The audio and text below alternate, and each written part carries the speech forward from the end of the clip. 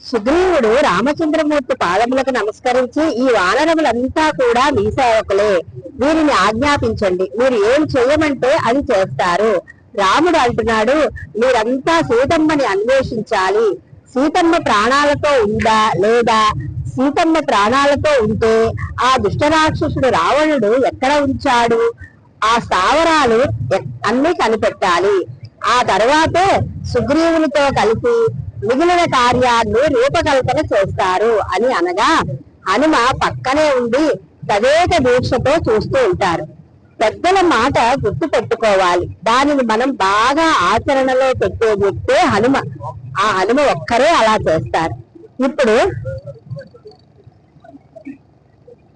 సుగ్రీవుడు తన సైన్యాన్ని రామునికి పరిచయం చేస్తున్నాడు. ఇప్పుడు రామ, ఈతడు భల్లూక నాయకుడు జాంబవంతుడు. ఈతడు కోటి భల్లూకములకు అధిపతి, నా మంత్రులలో శ్రేష్ఠుడు. ఈతడు హనుమ, ప్రఖ్యాతి గలవాడు, గొప్ప బలపరాక్రమములు కలవాడు, వాయుపుత్రుడు, అమిత తేజస్సాలి, బుద్ధిమంతులలో శ్రేష్ఠుడు. నాకు మంత్రి నల, నీల, గవయ, గవాక్ష, గంధమాదన, సరభ, ద్వివిధ, మైందవ, గజ, తనస, వలీముఖ, దదిముఖ, సుషేణ, తారులు, వీరందరూ నా మంత్రులు. హేమ తండ్రి మహాబలవంతుడు కేసరి. అలాగే వీరందరూ, హనుమ తండ్రి మహాబలవంతుడైన కేసరి.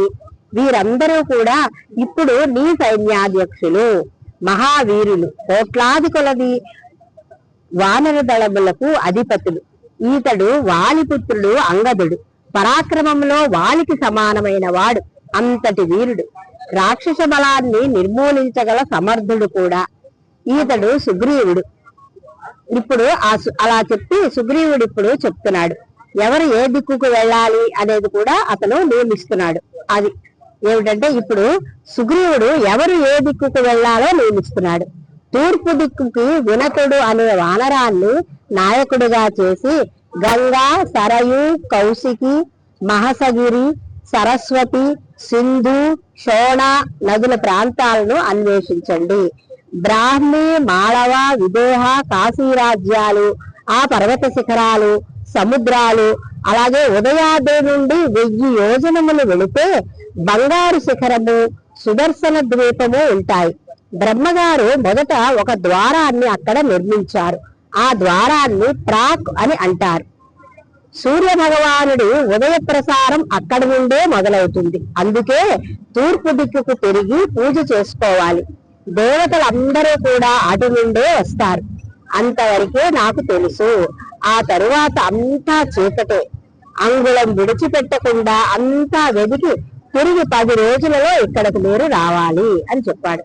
ఇక దక్షిణ దిక్కుకి వింధ్య పర్వతముల వైపు అంగదుడి నాయకత్వంలో జాంబవంతుడు, హనుమంతుడు, నీలుడు, గవాక్షుడు, మైందవుడు, గంధమాదనుడు, సుహాక్షుడు, ద్వివిధుడు, ఉల్కాముఖుడు మొదలగు వారిని నియమించి, వింధ్య పర్వతము అక్కడ ఉన్న నర్మదా నది విషసర్పాలతో నిండి ఉంటుంది.